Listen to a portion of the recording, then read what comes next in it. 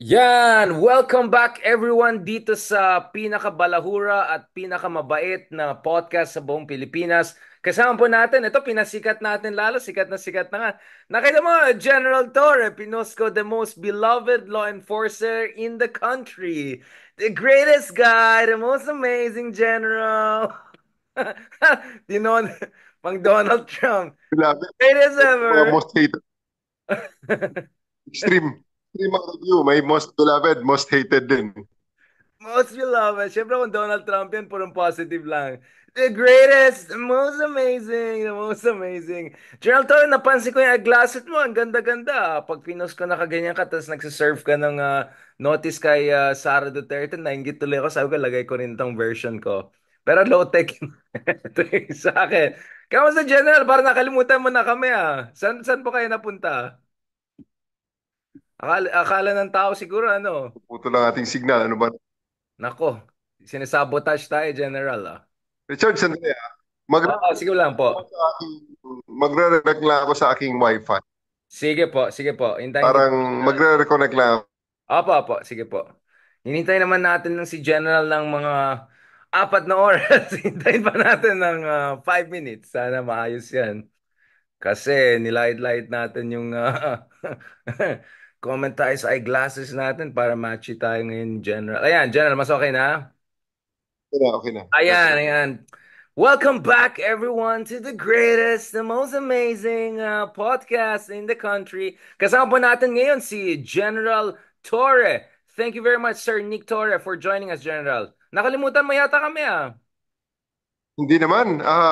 You're always in my mind. Ang problema is talagang pressing concerns talaga. Of Napakarami. course. Sobra. Of There's course, really a General. lot of orders coming in and a lot of things that has to be orchestrated, kaya medyo loaded talaga. Pasensya na. Oo. Naka-uniform pa na ako ngayon. Kararating ko lang. Okay. Wag muna natin pag-usapan yung orchestrated. Baka maging conspiracy theory na yan. Sabihin nila si Darian at Torre may binabalak. General, before talking about yung incident yung isang araw at saka yung of course your role and all of that and some of the issues of course to the degree that you're comfortable to discuss, naintindihan ko yung position mo and all of that. First of all, General, can you explain to us kamusta ang bagong position mo as the head of the CIDG? Ano po yung trabaho ng CIDG? We had Mayor Magalong on this show a few months ago who explained about his time in the CIDG. Very colorful time. Ito yung time na mamasapa na yung mga other things. General, for the purpose of our audience, marami nagmamahal sa'yo. The most controversial, the most beloved, the most hated lahat. General, kamusta ang CIDG? Ano bang ginagawa natin sa CIDG? Yun na, nadamay na si IDG sa aking kung ano man ang background na dala ko pag ako'y pumasok. Lahat na lang ng gusot na papasukan natin ngayon. So, well, ganun talaga. Ang challenge nga, isa sa dalawang trabaho na naman ng pulis yan, yung prevent crimes and solve crimes. And nandun tayo sa solve crimes. Kaya things are happening, crimes are happening, we solve the crimes diyan sa CIDG. Things that are beyond the ambit of the normal police station, the frontline police stations, napupunta sa CIDG. So, yun. Nandun ang ginagawa natin ngayon. It keeps us busy all the time. Uh, General, again, for the purpose of our audience, no, dun sa CIDG, this is about more intelligence gathering, investigation. Ano yung mga bagay na ginagawa ng CIDG? And ito ba yung parang version natin ng FBI? Parang ganun? Yes, it's yeah, parang ganun nga. Parang Dahil NJ. Ayan. we investigate crimes that cross boundaries, that are mga economic sabotage, that are the magnitude calls for uh, more resources to be utilized in the investigation. Kaya nandun na si EDG. Yung kailangan tututukan ng mga issue na medyo mahalaga, medyo high stakes issue, no? Again, General, ayoko na pahama kasi sabi mo nga, nanggugulo ng naguluhan yung opisina dahil sa'yo. You came in with the whole Kiboloy torrent, no? The whole drama and all. Ngayon naman, wala pang ilang buwan dyan sa DIDG. Nasabak ka na naman sa drama. Bakit ikaw ang pinadala doon sa nangyaring drama sa Kongreso, General, without putting you in jeopardy? Bakit ikaw hindi dinala? I mean, for me, it makes perfect sense dahil you have proven the mettle of your ability to keep things under, grace under pressure, kumbaga. But can you explain to us to the degree that you can, bakit kayo po yung in charge dun sa operation sa Congress the other day? Anong nangyari? Third, kaya ako nasabak doon. Hindi naman dahil si IDJ ako, kundi dahil maaga lang ako nagising. Okay? It is a Saturday morning. Medyo maaga pa rin ako nagising kasi naging body clock ko na talaga yan. Paggising ko ng mga 3:30, 3:45, bigla ko nakita napakarami ng miss call ng aide ni Chief. Pati si Chief PNP mismo may miss call sa akin. So, bigla ko napatalon. Nang binasa ko ang message ng aide ng Chief, ay sabi, si Chief PNP ay proceeding doon sa Kongreso. So, tinawagan ko na kaagad ang stations, tinawagan ko na kung alin ang mga pwede makapagbigay sa akin ng information, whether the chief is still there. Kasi baka kako may isang transient incident lang na kanyang pinuntahan at natapos na at huli na ako sa balita. Kaya na-confirm ko nandun pa rin siya and it's already 3:45 and it's around mga 4 o'clock. At sinabi na mukhang magtatagal pa at may incident nga. Hindi ko nga alam kung ano nangyari na yun. So pinuntahan ko ang chief natin, nakapag-usap doon at nakita ako na meron ngang nangyari. So being the most senior during the time, aside from the chief, of course, hindi ko naman siguro na ang chief pa ang mag-command ng mga tropa natin. May mga nauna na actually mga actions. Dahil mga alas 3 nangyari yung paglipat kay Asek Lopez from Veterans Memorial Center papunta sa St. Luke's na unauthorized. So mga 3:30 yun, mga 1 hour before ako'y napunta sa Kongreso. So mga 1 hour na ang insidente at mukhang nagkakagulo pa. Hindi matrace kung nasaan pumunta ang ambulansya, hindi malaman kung sino ang mga nakatutok ng mga pulis doon, mga ganon. So bilang the most senior, I was tasked by the chief to actually look into the situation and do the things necessary to resolve it. So you were the right man in the wrong place at the wrong time. Nadamay. Damay-damay, kumbaga. Say that? You can say that. Speaking of that, General, ano ba nangyari? What are the facts of the case? Because ang daming confusion. Yung mga ka-DDS ko, iba yung sinasabi nila. Yung mga ka-loyalist ko na mga Ilocano kong kaibigan, iba yung sinasabi. Yung mga kongreso. What are the facts of the case? Because we're getting a lot of confusing information out of what really happened. Sinasabi ng ibang kampo, inaapi daw yung chief of staff ni Sara. Sinabi naman ng Congress leadership na release ng statement na point by point, pushing back against that. As the right man in the wrong place at the wrong moment, what are the facts of the case, General, just for clarification? Well, hindi ko masabi ang lahat ng pinagpunot dulo niyan kasi wala nga naman ako doon. May investigation na ni-launch ang PNP, ang NBI, and all the other interested agencies, including the House. So, doon ko na lang siguro ikwento, Richard, yung kung saan ako pumasok kung saan pumasok ako sa eksena, sa kalagitnaan ng eksena actually. Nagkataon lang na mula sa kalagitnaan hanggang sa matapos, nandun na nga ako. So, bottom line noon ay dinala si Asek Lopez sa Veterans Memorial Center ng Sergeant at Arms ng House of Representatives. They used a PNP ambulance. Ngayon, kung bakit dinala sa VMMC, hindi ko na ipaunahan. Yeah. I don't want to put you into trouble because some people were asking me, tanong mo kay General Len, yung mga abogado natin kaibigan, bakit napunta sa ganyan-ganyan? So you're saying that's beyond your purview? Yeah, nagsimula beyond my personal knowledge. Medyo alam ko dahil nabasa ko rin naman ang report eh. Pero that's already beyond my personal knowledge. Ang personal knowledge ko is that nang dumating ako, hinahanap ni Chief PNP kung nasaan ang ambulance kasi hindi na na-trace ng ating mga units ang mga ambulance. So, yung mga junior commanders na nandoon plus yung mga junior commanders na nandoon mismo sa ground at ang mga senior commanders na dito sa House of Representatives ay hindi nagkakausap ng diretso kasi telepono, kanya-kanyang tawagan ng telepono, nagkaka-confusion at kung ano-ano, hindi isa ang command. So, ako naman, medyo familiar tayo sa communication system ng PNP. I got onto the radio, make an all points bulletin, pinahanap ko ang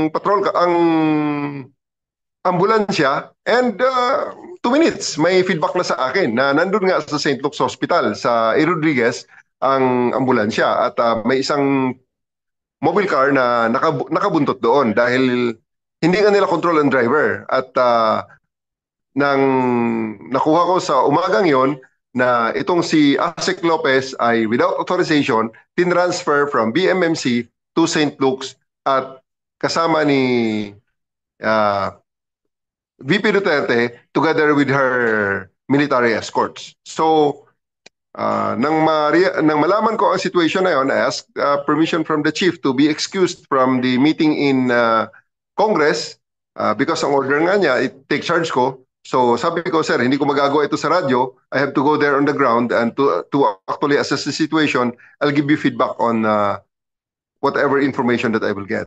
So, yun, pumunta ako sa St. Luke's. And nakita nyo naman sa TV kung ano na sunod ng mga nangyari. Paki-explain na General Torre, yung nakita ko na ano yung sinasabi ni VP Sara sa'yo? Yung sinasabi na parang hindi niya naintindihan bakit napunta ganun ng usapan. Kasi I watched yung yung footage eh. What was going on there? What did Sara Duterte tell you from what you understand? What was the mood there? Well, very calm naman si VP Sara. Kasi ang una kong ginawa ay coordinated with the hospital. I talked to the hospital. Sabi ko, well, nandito na yung pasyente, nandito na yung subject, and I believe na ang mangyayari dito, the hospital protocols will prevail. Sabi ko. So, pag sinabi niyong itong tao na to ay kailangan i-admit dahil kailangan niya ng medical care at i-admit dito sa hospital, I'll submit to your recommendations. I'll submit to your decisions kung ano man ang protocols nyo. Kasi napasok na nga yung tao. Alam ko na pag para i-discharge yan, yeah, they need to follow definite set of protocols that's mandated by law and also for protection naman nila. So, sabi ko, do your protocols and then give me your assessment kung i-admit nyo ba or i-discharge nyo.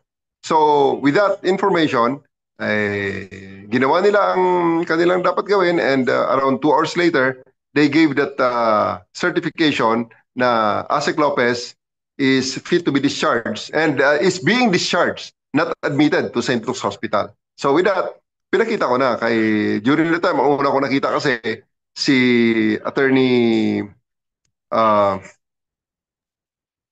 Go.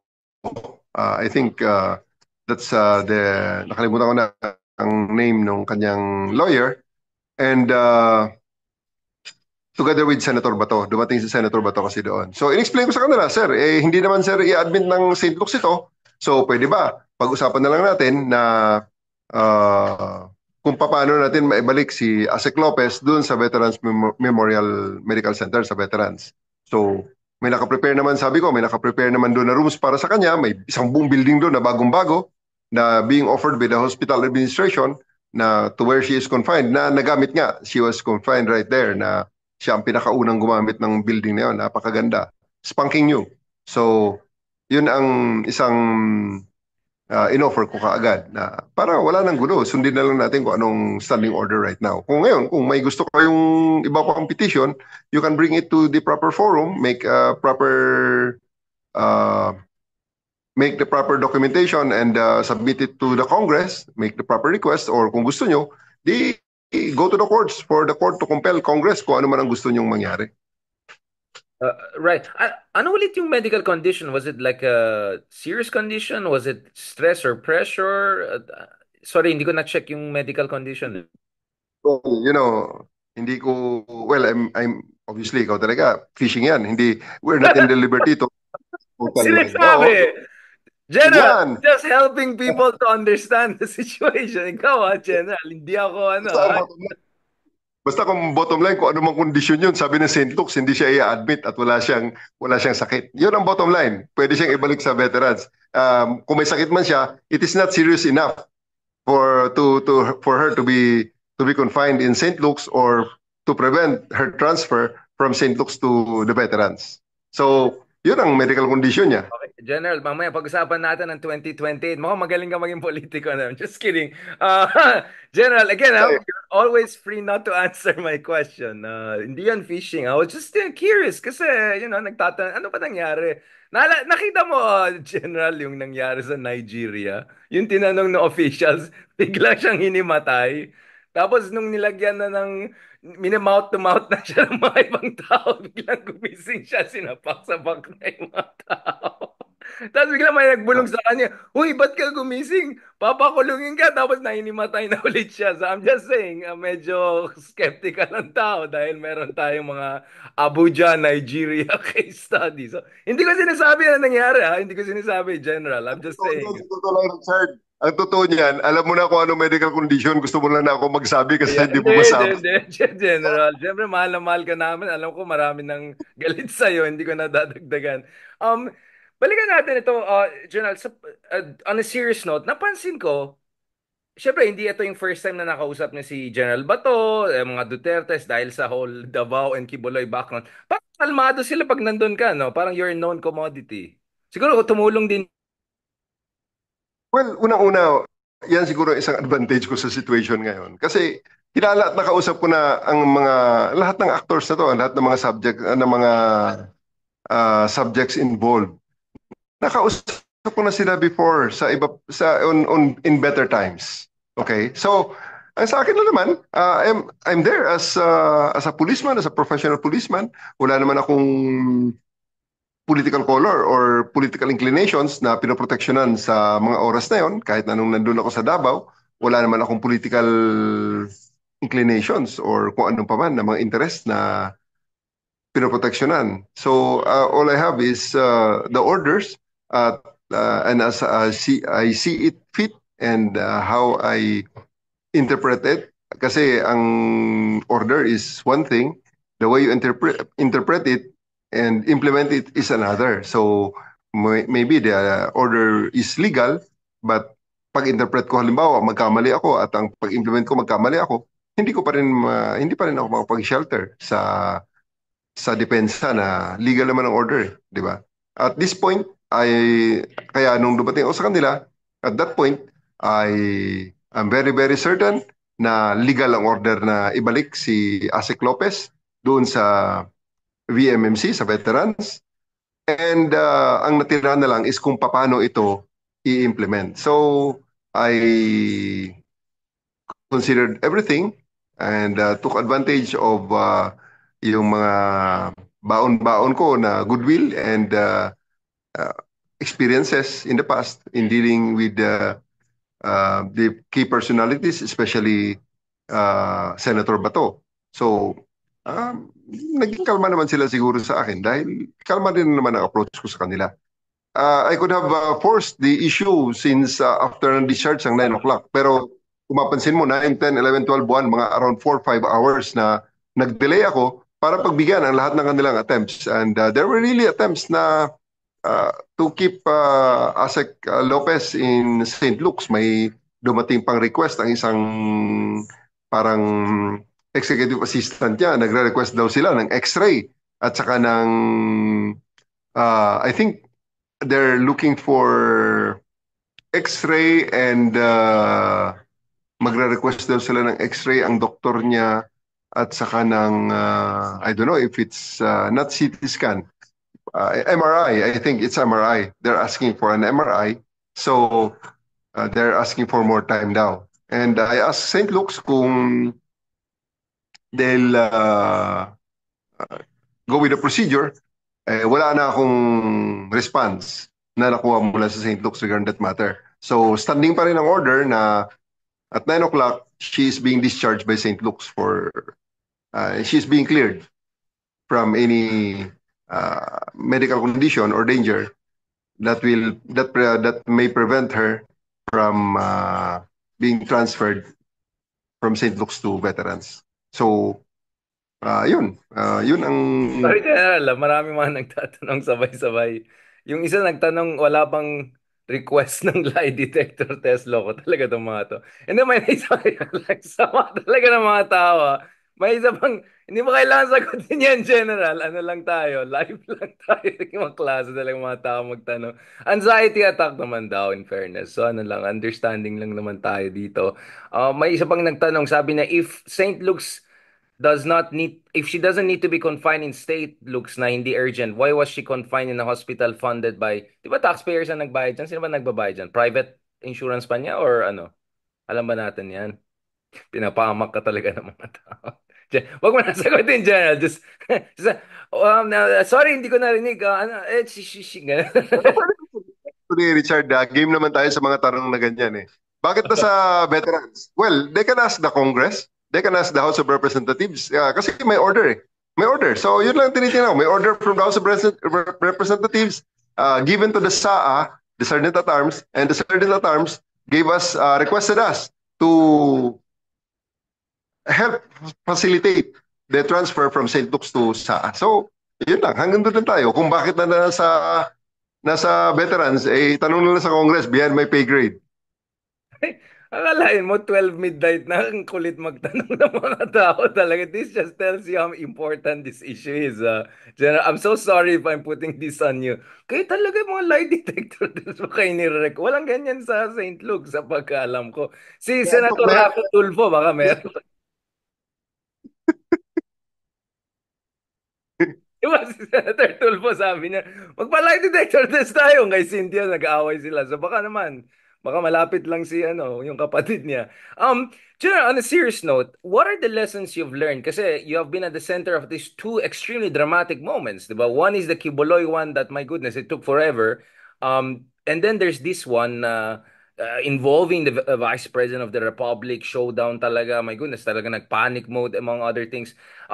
If you were to write the manual, di ba, kunyari parang counter-insurgency manual, if you were to write the manual of how to handle high value, hindi naman ba high value target, but high value personalities, in a very tense situation, ano yung mga biggest lessons, General, na natutunan nyo and you want your successors in the future, tsaka yung mga kapulisan to follow? Hindi ko rin alam masagot. Sa totoo na, tsamba siguro. Pag makita ko na kung ano ang lesson, susulat ko talaga. Talaga ito, gagawin ko libro. Pagkakakitaan ko to. Pero ito talaga sa tingin ko, tsamba eh. Naswerte eh. Nagkataon na nandun tayo. Nagkataon din na ang mga tao na involved ay mga kakilala rin natin.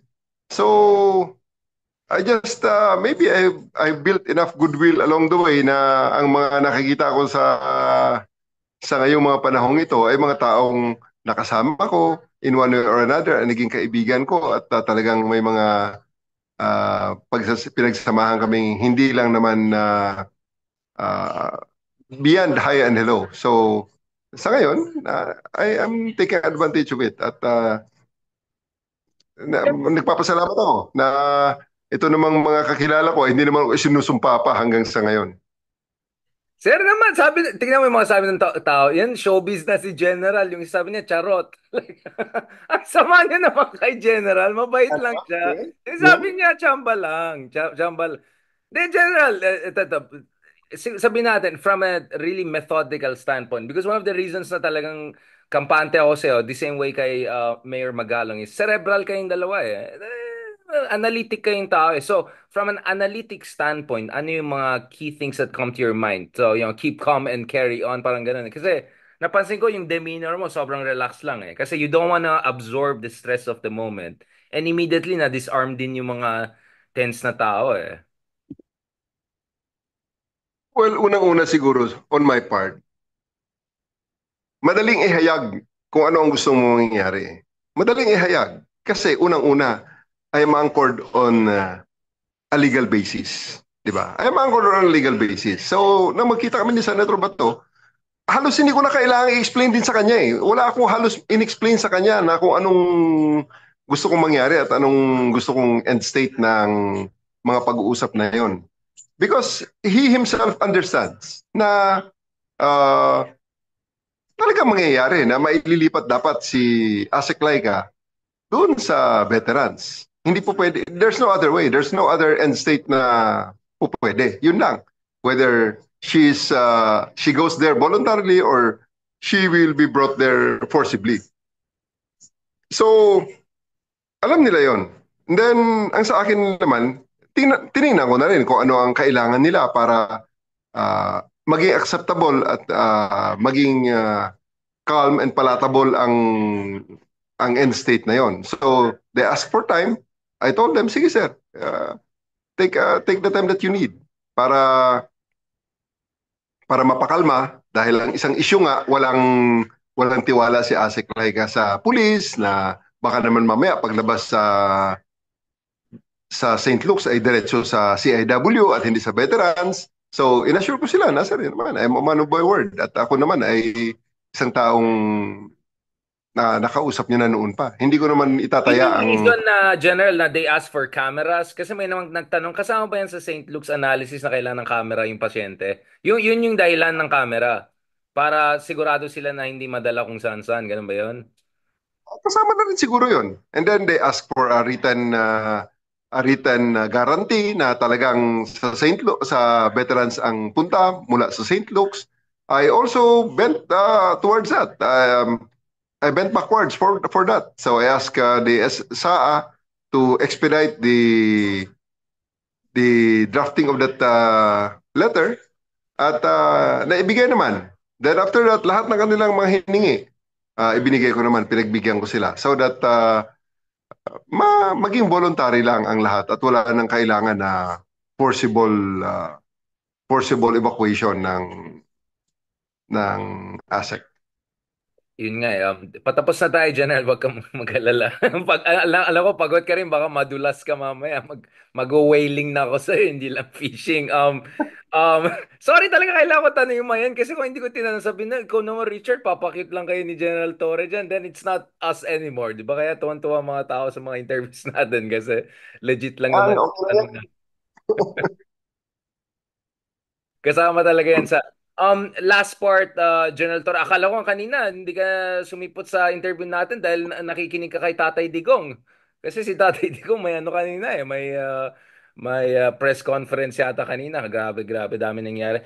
General, again, this is extremely hypothetical and you're free not to answer it or say something else. But some people are wondering if what we're seeing right now, all of this drama from Kiboloy to the showdown in Congress, could be a preview of something down the road. Because as we speak, President Marcos Jr. has made a very strong statement that there will be consequences for all of the threats against his life, attack on his family, on the Speaker of the House.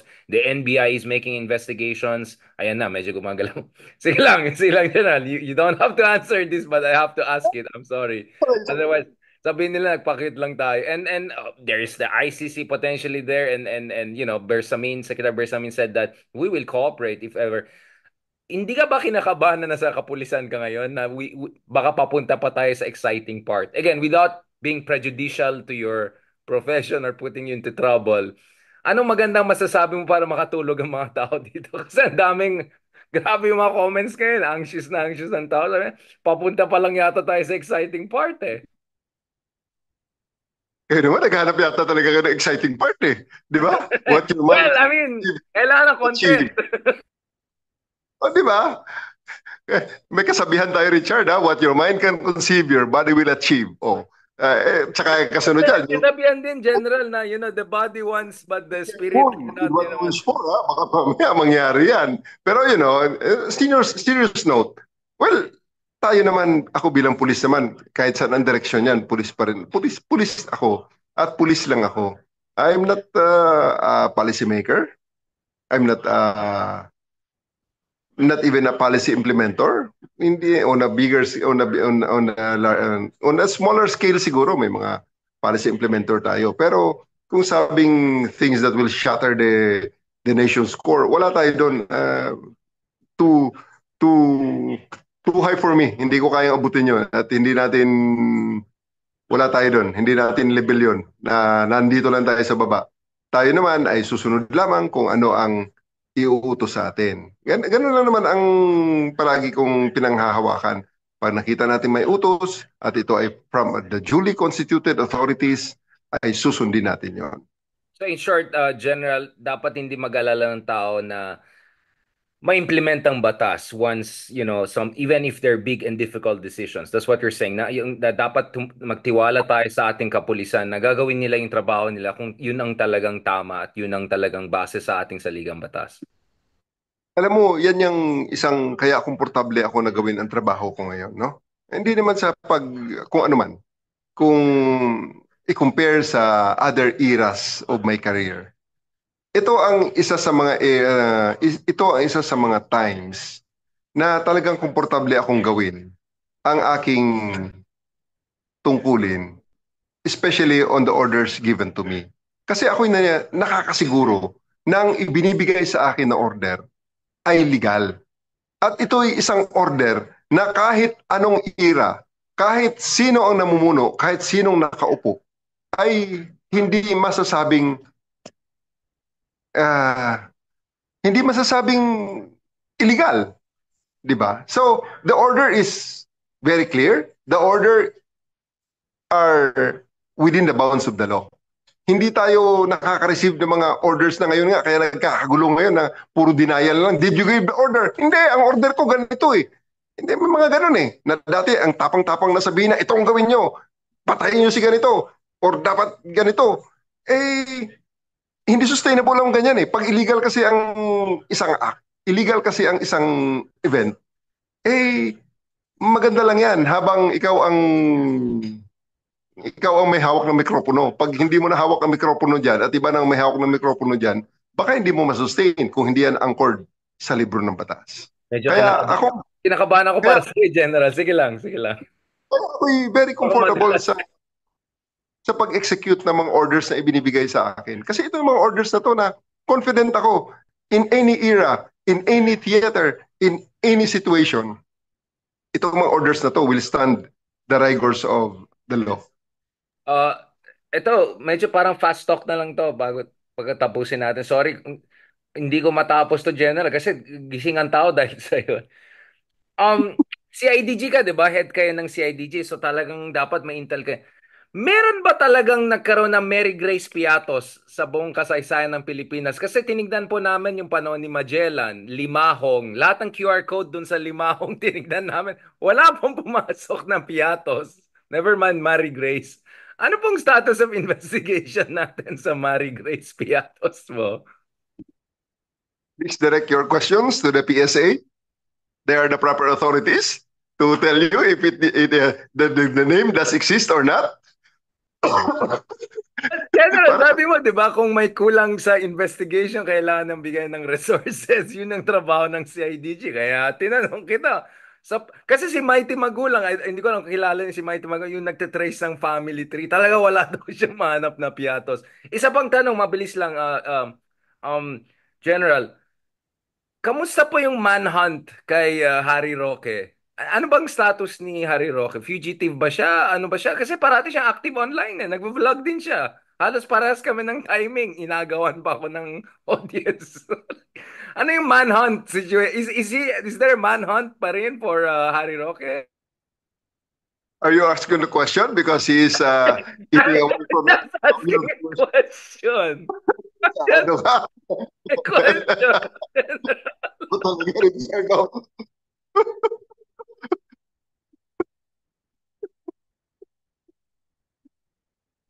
I'm just sinabi ko Hinahanap na. the manhunt for Attorney Harry Roque. Bakit yun ang ginawang manhunt? Di man lang, pulang-pula na ako. Walang kinalaman yan sa tanong, ha? Wala akong sinasabi, General. But just from a CIDG standpoint, ano po yung status ng manhunt? Oh, I'm sorry, investigation kay Harry Roque? Well, may utos na hanapin siya and we're actually looking for him. Nagkataon lang na hindi ko na sabihin kung nasan siya pero yun nga, nakakahiya mang aminin pero hindi pa namin siya nahuli hanggang sa ngayon. Yun Pero nga eh. matter of time, matter of time. Hindi naman matatapos ang mundo siguro eh. Mahuli ko rin siya. Eto, Jenna, napahamak mo ako. Yung reaction mo, ako kay sana ako eh. Kontrolado ko yung reaction ko dahil sa tawa mo na to. Wala akong sinasabi. Ito na talaga. Ito, kababayan ko from Cordilleras. Kamusta si Bantag? Ano ba nangyari dyan? Kasi kasalanan mo yan, General. Eh. Hinuli mo si Kibol. Eh. Tumulong ka dito sa anxiety attack. Tuloy. Ginawa kang Superman, lahat na lang inasahan sa'yo. Hindi ka ba napapressure dyan? Pressure, pressure, pressure. Oo nga, totoo yan. Ah, si Bantag naman ay talagang hinahanap din natin. Seriously, seriously.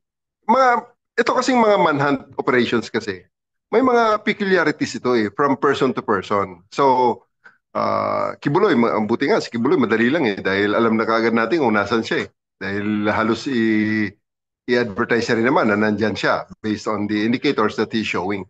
Pero, Philippines is composed of 7,100 islands with 100 different languages and ethnicities. At ito ay talagang uh, peculiar ang one place.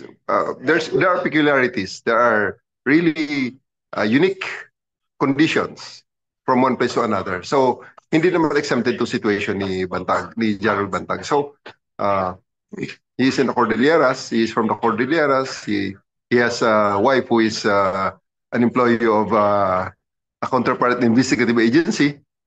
Uh, may mga ganun din si Harry Roque. He has all the resources. He has all this, di ba? He has, the network that can enable him to hop from one place to another. So, may challenges talaga. Pero matter of time, bago namin maabutan ng mga to.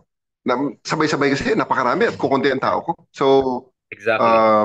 prioritize. Kaya may mga ganong mga kaya may mga ganitong mga manhunts at kung hindi lang namin na-advertise lahat ang dami naming mga huli sa mga Of course. priority subjects din. Like yung mga wanted sa Interpol na uh, wanted sa Interpol na mga naka-red notice, may mga hinuli kami dyan because national interest ang at stake.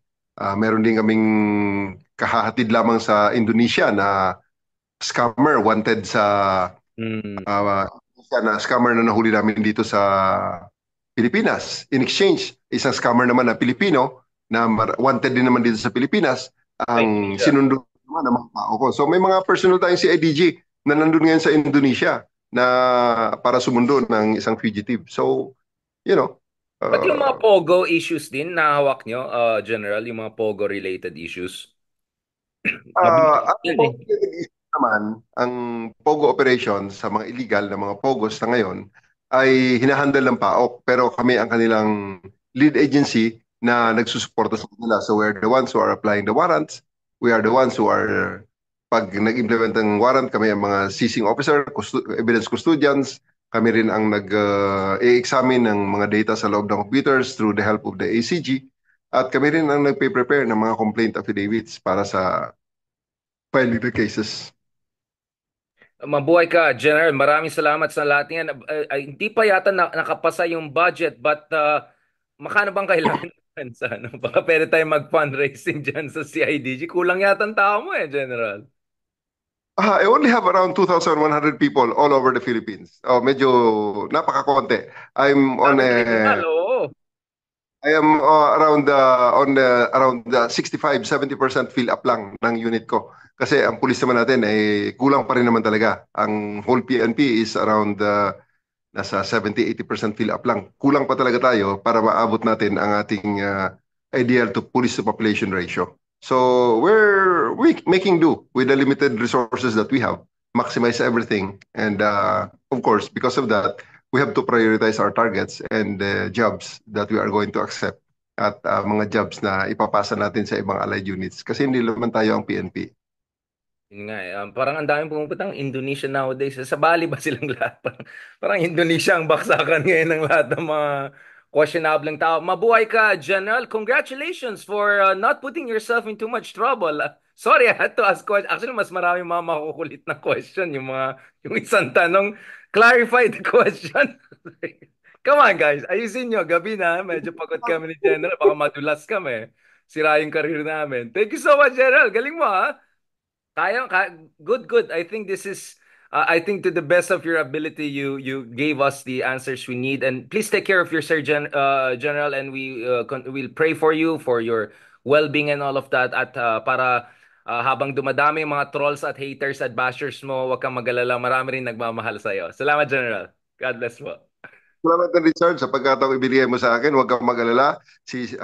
Mas bibilisan natin paghahanap kay Harry Roque para isa na lang hari Manhunt. ng bid. Manhunt. Pabilisin daw yung mga manhunt. Meta daw yung glasses mo. Tignan mo, napansin ng tao. Meta yung glasses mo. Gwapo. Bilisan ko ang pagmamanhunt kay Harry Roque. Kailangan mahuli siya as soon as possible para isa na lang ang hari ng Midnight Talk Shows. General, pinapaano nga kita para di tayo mapahamak. Ako naman ang inaano mo talaga. At delikado kang kasama. Next time, dapat si Sir Ronald Llamas ng kasama natin para siya ipahamak natin. Kaya ininbita ko siya. Ayaw kong sabihin, pinapasabi ko kay Ronald. Ikaw naman, ginagawa mo sa akin ngayon, General. Salamat, General. Have a good night. Please, magpahinga ka na. Baka madulas pa tayo. God bless you. Yes, sir.